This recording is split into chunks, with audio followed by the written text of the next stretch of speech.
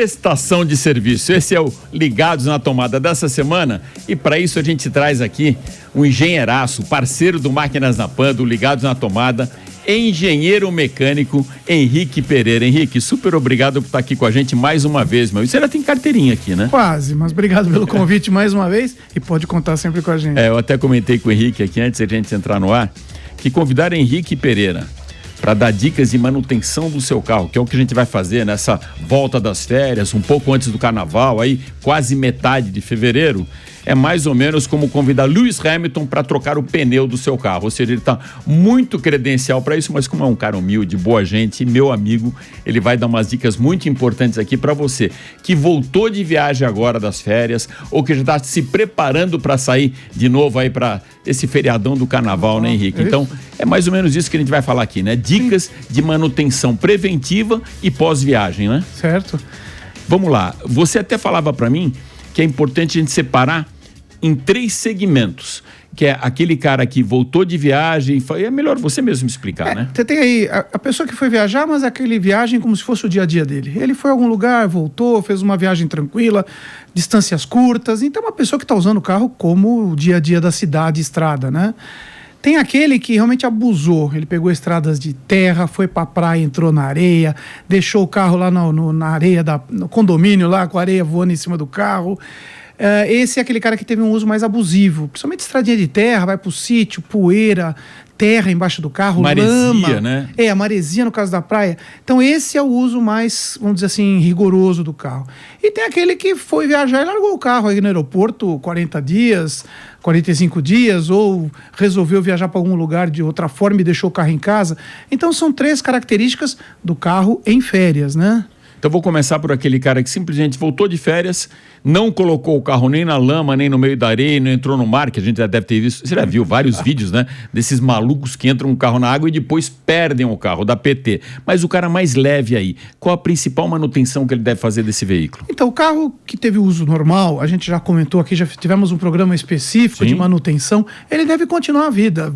Continuar com as manutenções programadas dentro do manual do proprietário, trocando óleo, filtros, e ele não vai ter nenhum problema a mais. Então, porque ele simplesmente também usou esse carro da forma que ele usa no dia a dia e deve fazer a manutenção da forma que ele faz no dia a dia. Tá, até uma coisa que a gente, quebrando um pouquinho isso, dessa manutenção, muitas vezes está chegando naquele momento de trocar o óleo ou de ver a água de arrefecimento, e uma coisa que a gente sempre coloca como importante, eu acho um detalhe muito importante, né? Oficina mecânica de confiança, concessionária e posto de gasolina para abastecer o carro, para checar a pressão e no máximo colocar um líquido de arrefecimento como está baixo, mas não para prestar serviços além disso, né, Henrique? Não, eu acho que o posto ele cabe para fazer a manutenção básica. Primeiro, o abastecimento realmente é o grande ponto do posto. Aproveitando que parou no posto para abastecer, a cada 2, 3 abastecimentos, regula os pneus, calibra os pneus, porque ele tem um fator muito importante no consumo de combustível. Então, é interessante você sempre estar calibrando e, de preferência, usando o mesmo posto, porque ele tem o mesmo relógio de calibração, você garante que aquela calibração está correta. Muitos carros hoje trazem até no painel como é que tá os pneus, você pode estar acompanhando, mas para a grande maioria, para e faz uma calibração. Alguns postos se prestam a trocar o óleo de combustível, o óleo de lubrificar o motor. E a única coisa que a gente recomenda é que a pessoa use o mesmo óleo que ela está usando no carro naquele momento. Então, você chega no posto, não tem o óleo que você usa, não troca o óleo, deixa para um segundo momento, trocar pelo mesmo tipo de óleo que você costuma utilizar para não haver a mistura dos óleos. De resto, não tem muito que o posto de gasolina está mexendo em suspensão, em freio.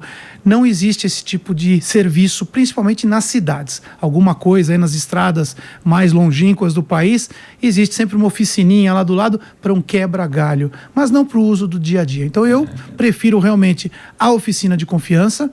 No caso da concessão, se você tem um carro novo, está na garantia, não tenha dúvida, concessionária. E se você quiser manter o trabalho de manutenção na concessionária, excelente. Lógico que ela te traz um custo um pouco maior que uma oficina de sua confiança, mas também você tem a garantia da fábrica quando o serviço está sendo feito nas concessionárias. Henrique, para aquele cara que voltou então agora mais radical, que colocou o carro na areia, que entrou com o carro na lama e que usou de uma maneira mais ostensiva o seu veículo. Então, essa pessoa, dependendo se ele usou no barro ou na areia, De qualquer forma, trazendo o carro de volta para São Paulo, é interessante que ele faça, a gente chama de lavagem técnica, né? Uma lavagem detalhada, lavar por baixo, limpar a suspensão, às vezes acumula barro na parte de dentro das rodas, vamos tirar as rodas, lavar por dentro. Então é o momento de você fazer uma limpeza. Geralmente, acompanhado da sujeira externa, tem a sujeira interna. Então aproveita para dar uma boa lavada nos bancos, carpete, uma boa aspiração. Eu acho que isso é o primeiro trabalho que você tem que fazer quando você trouxe um carro de um uso pesado. E aí por diante, dependendo da quilometragem que você usou esse carro numa estrada de terra, por exemplo, é interessante ver a necessidade da troca de óleo dos filtros. Porque a troca de óleo dos filtros ela é feita numa determinada quilometragem, que está no manual do proprietário, mas ela é reduzida se você usou o carro intensamente em estradas com poeira ou areia, esse tipo de serviço mais pesado. Então ela reduz a quantidade de quilômetros na qual você deveria trocar esses componentes. Então dá uma olhada no manual, vê qual é essa quilometragem, vê o quanto você rodou em condições severas e talvez fazer uma manutenção geral em termos de filtros e óleos, que é o mais interessante. Aí você também vai ter que observar suspensão. Uma suspensão que se você pegou muita estrada com muito buraco, o que é bem comum no país, você pode ter bucha rompida, você pode ter amortecedor vazando óleo, molas. Então isso é legal fazer uma verificação da suspensão e freio. Tanto o freio quanto a manutenção, ele traz um item que é fácil e bem reconhecível, que é o ruído. Ou de suspensão, que é uma batida seca, um barulho que aparece sempre que você está num piso irregular, ou de freio, quando você pisa no freio, você ouve uma chiadeira, ou ouve um barulho de lata. Então, nesse que te chama muita atenção, imediatamente para a oficina. Mas vale parar na oficina que você conhece e pedir para fazer uma revisão geral na parte baixa do carro, olhando principalmente amortecedor, pneu, se tem bolha no pneu, se tem rasgo no pneu. Isso é interessante porque às vezes você cai num buraco e não aconteceu nada, quer dizer, você continua andando, mas quando você vai olhar, você tem bolhas no pneu. Na lateral do pneu. Na lateral do pneu. E o pior é quando é na lateral interna, que você nem vê. Então você tem que levantar o carro, virar a roda e dar uma olhadinha se existe alguma bolha. Essas bolhas são perigosas porque a qualquer momento elas podem estourar.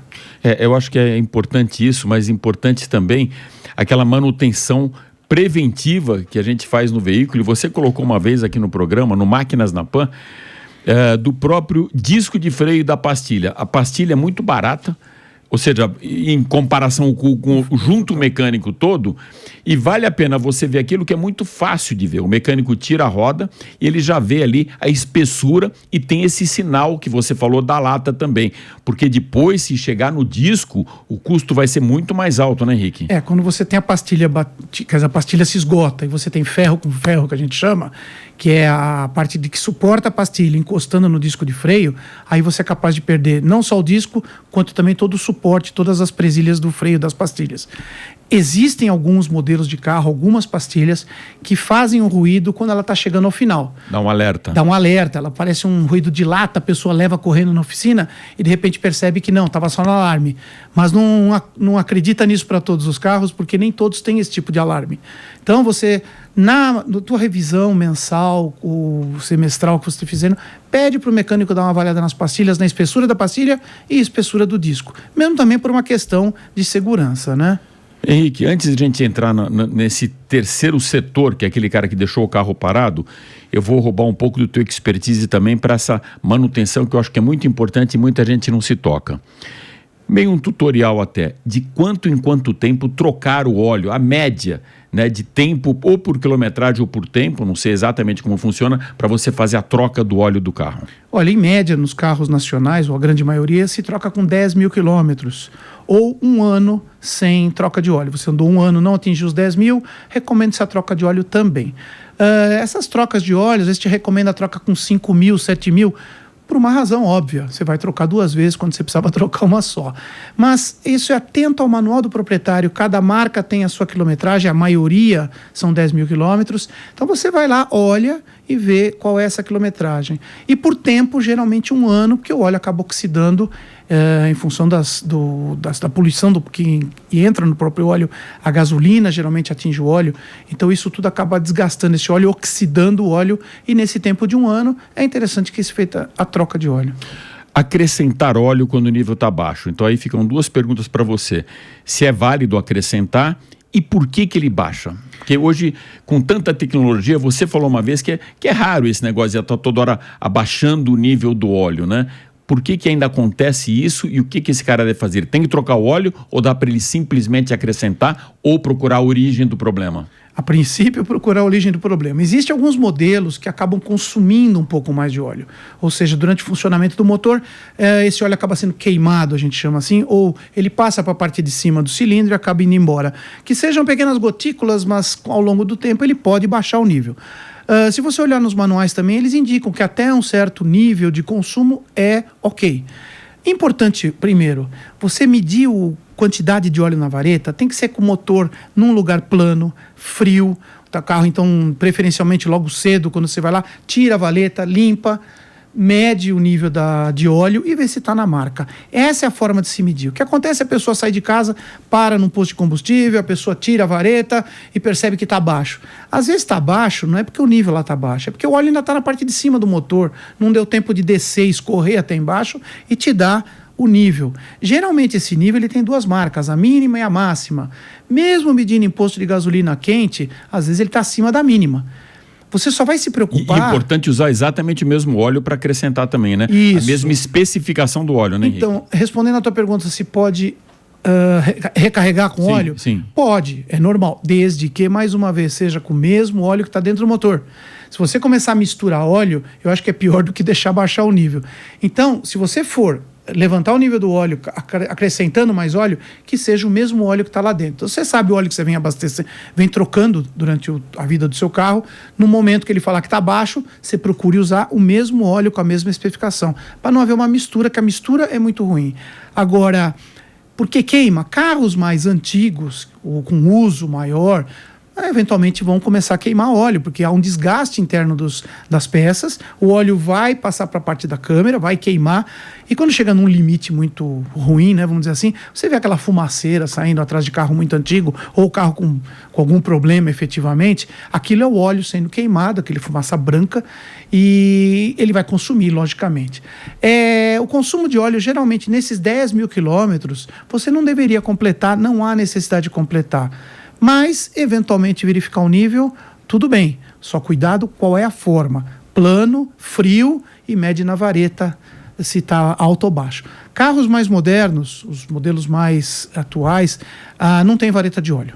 Quem faz a medição é uma parte eletrônica, que vai te ver a altura do óleo e vai te dizer se está baixo ou não. Além do que, carros mais modernos e aí um pouco mais caros no mercado, vamos dizer assim, eles vão medir quanto esse óleo rodou, o tempo, ele lê a quilometragem, lê o tempo e lê a temperatura que esse óleo trabalhou. Então ele vai fazer uma matriz e vai te falar, olha, é hora de trocar o óleo, isso vai aparecer no painel do carro. Então, tudo isso, a coisa está evoluindo, a gente tem que prestar muita atenção no que a gente está dirigindo. Raio-X ligado.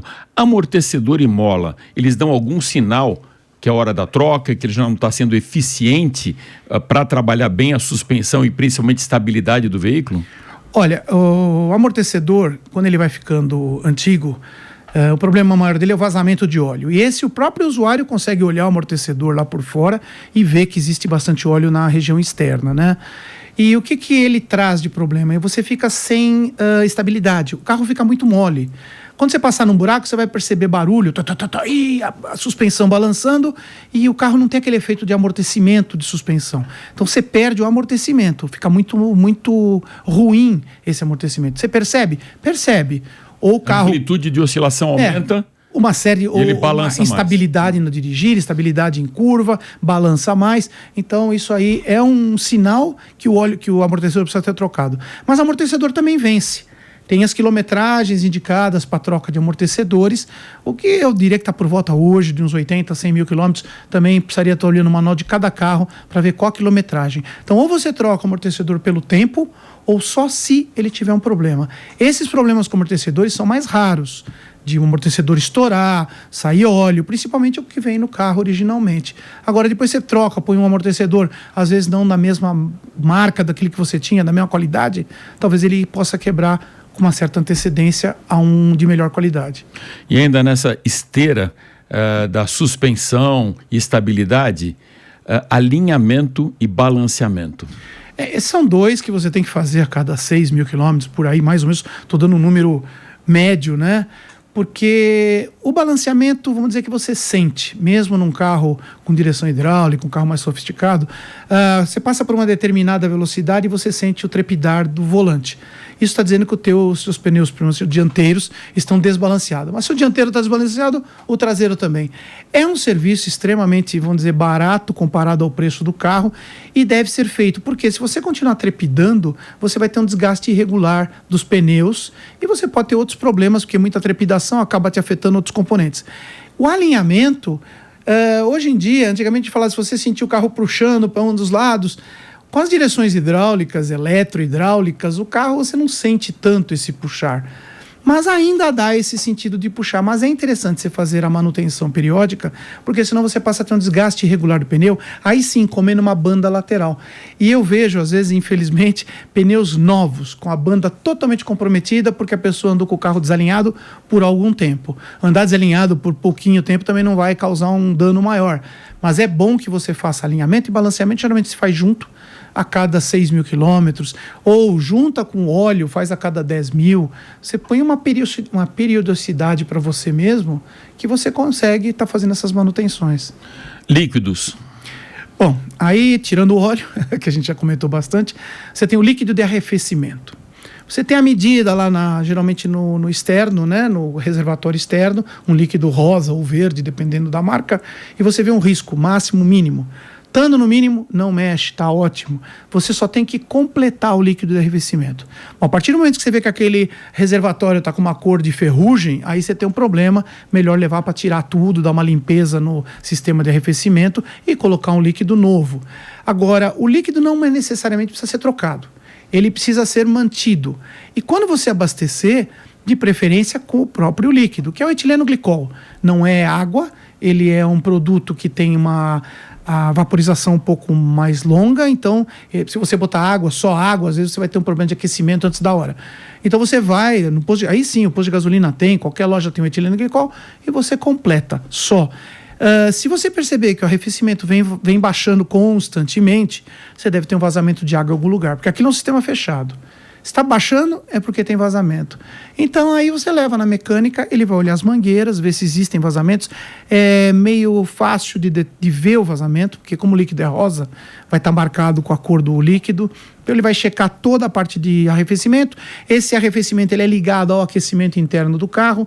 Então, às vezes, tem algumas mangueiras que estão indo para dentro do carro também, podem ter um pequeno vazamento. Então, resolva, não deixa a coisa ir embora. Agora, se esse vazamento de água, se baixar, for muito grande, aí você pode ter uma junta de cabeçote queimada ou um problema mais sério, bomba vazando, próprio radiador. Aí é legal fazer uma manutenção completa. Então a água, ela não é para ser mexida. Uma outra coisa importantíssima, nunca abrir o reservatório de água com motor quente. Nunca, é frio. Se você abrir, eu já vi alguns postos de gasolina, me desculpem, não são todos, um ou outro, o cara me abre aquilo, sai aquele vapor para todo lado, olha, tá fervendo. Não, abriu ele com pressão lá dentro, vai ferver, vai sair água para todo lado. Então não abre, só olha o nível. Tá meio baixo? Espere esfriar o carro, vai lá, abre e completa. E acompanha se você está completando muito para poder ter uma ideia. Esse líquido ele não vai embora por si só. Ou ele vaza, ou alguém tirou. Vai ter algum problema. Sim. Henrique, um detalhe, sempre me deram como alerta, meu pai, oficina mecânica, e nem todos os carros têm, mas era o terrorismo do motor, para você, vai perder o motor se você não cuidar da hora certa e de trocar a correia dentada. Hoje nem todos os carros têm. Mas qual é o risco efetivo de não trocar e de quanto em quanto tempo? E esse cara, ele consegue verificar isso ou não? Ou só uma oficina mecânica consegue perceber o momento de trocar a correia dentada? Então, o momento da correia é como os outros componentes. Tem lá um prazo para ser trocado.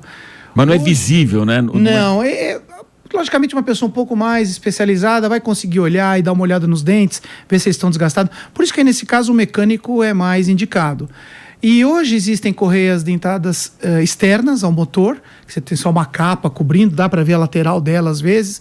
Existem as correias internas, que podem ser correias ou correntes. E existem as correntes.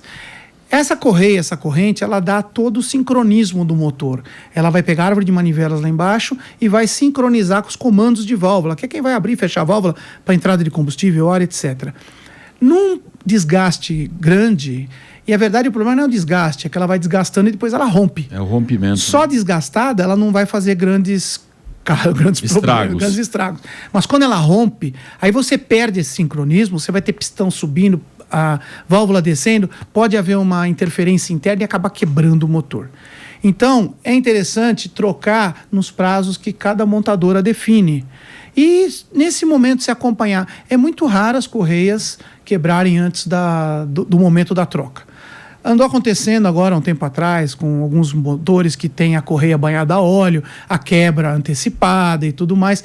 Mas eu acho que é um problema daquela empresa em particular, que me parece já está resolvido, e me parecia ser uma incompatibilidade entre óleo e material da correia. O óleo ele vem com gasolina, vem com álcool, então existe alguma situação de materiais ali que me parece já está resolvida.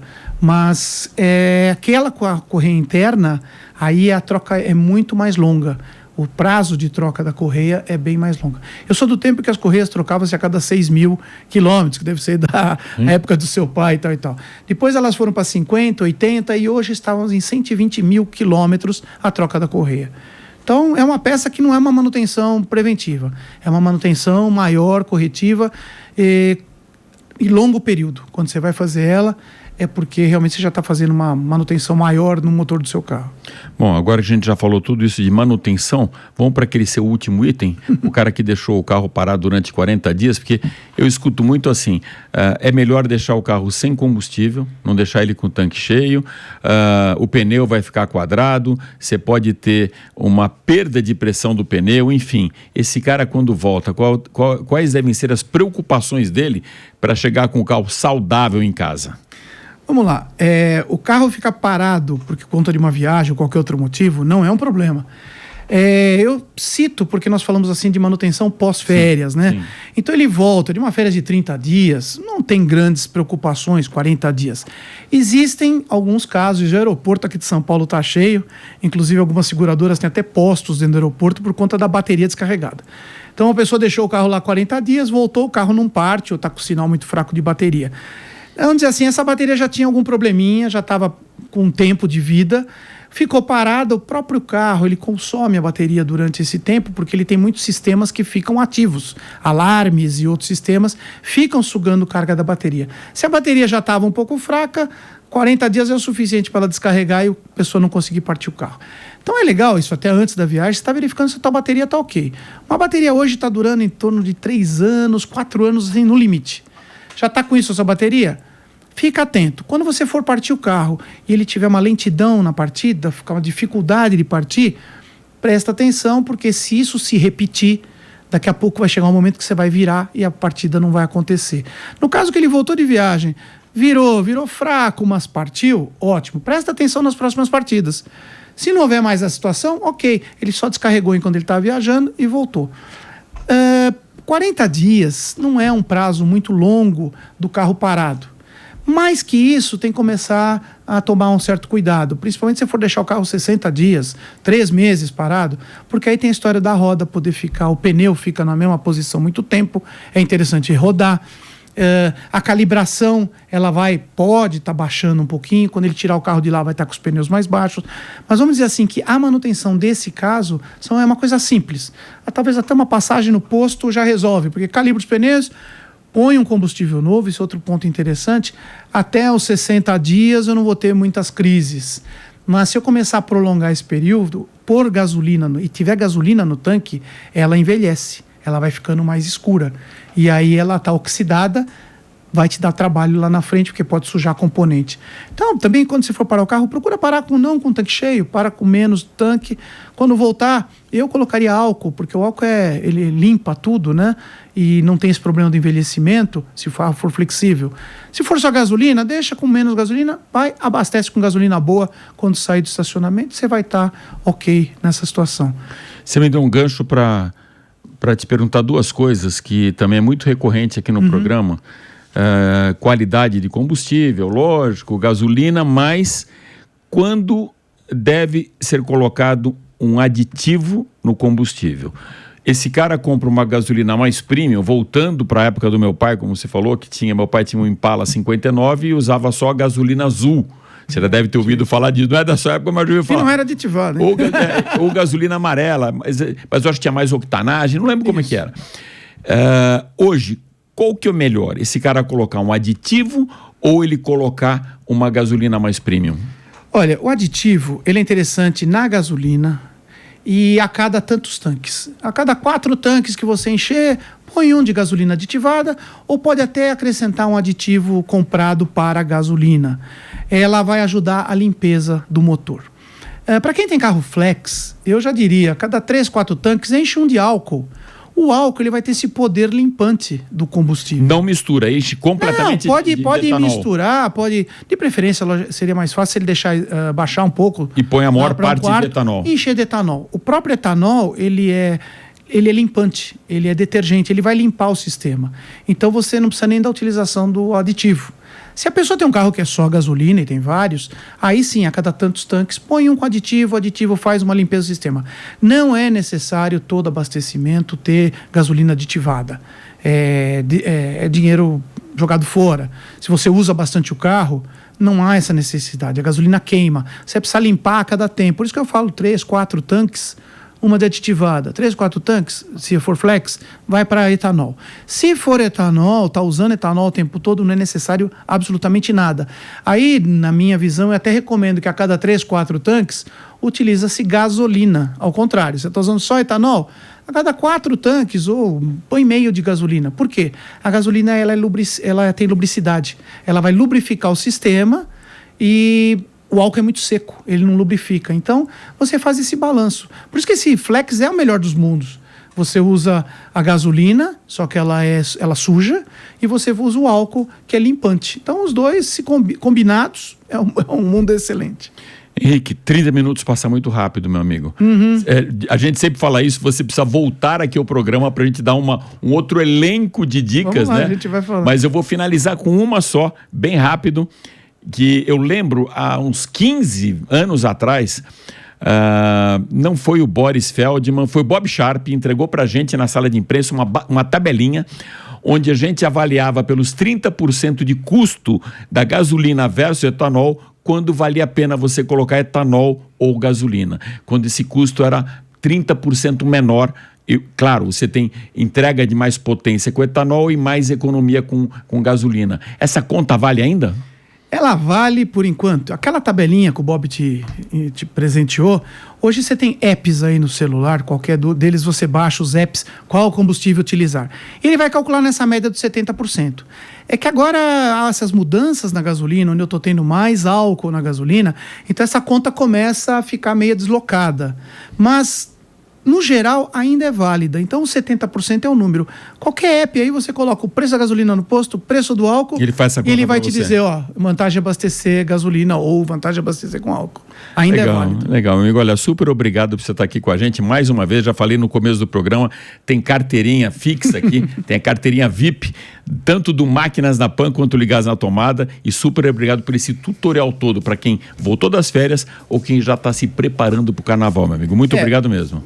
Alex, nós falamos de tudo, só queria lembrar um item aqui que acho que é importante. Vamos lá. Nós estamos voltando de férias, janeiro, fevereiro.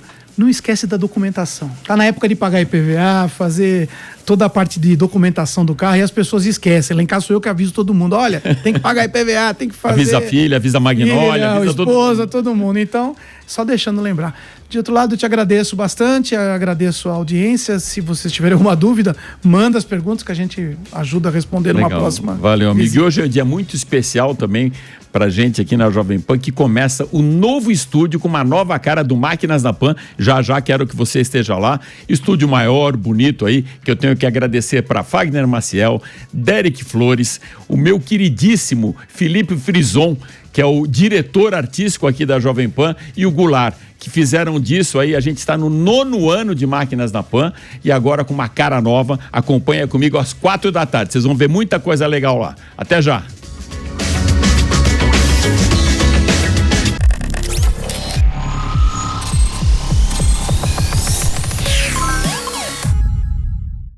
A opinião dos nossos comentaristas não reflete necessariamente a opinião do Grupo Jovem Pan de Comunicação. Realização Jovem Pan News.